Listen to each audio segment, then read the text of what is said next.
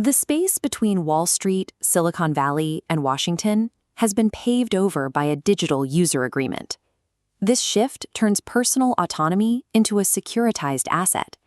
Instead of owning our movement or our mistakes, we are forced to lease pieces of our freedom back from the systems that harvested them.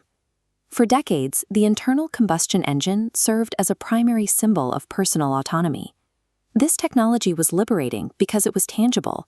You could hear it breathe, understand its components, and repair it with your own hands. Today's systems are built specifically to prevent that understanding. They are encrypted and proprietary to the point where modifying your own property can trigger an intellectual property lawsuit.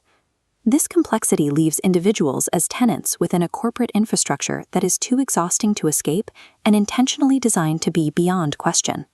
Maintaining control no longer requires standing armies, it only requires an algorithm. The system identifies specific targets, like a coal miner in West Virginia, or a biker in Arizona, a mother in Ohio, and a programmer in San Jose. These groups are told they are enemies because that friction is profitable. Digital platforms ensure we no longer talk to each other, we only upload reactions. This ensures that every smartphone notification becomes a tool for manufactured conflict. By keeping the population in a state of constant directed outrage, corporations can harvest human anxiety as a recurring subscription service. In a world optimized for delivery apps and data extraction, fundamental human traits like craftsmanship or the desire for silence are treated as systemic flaws. Seeking community or taking time to think is labeled inefficient. The system discourages any behavior that prioritizes personal depth over high-speed consumption.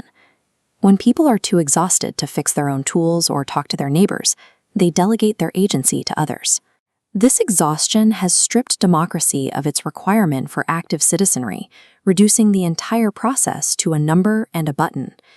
Because the algorithmic machine relies on digital connectivity to divide us, the only viable countermeasure is a technology that operates entirely offline.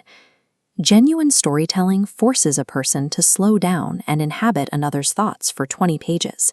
This process restores the empathy that digital platforms are designed to destroy. Content is produced endlessly to keep the machine running. A real story does the opposite. It creates the friction necessary for us to finally notice the systems we are trapped in.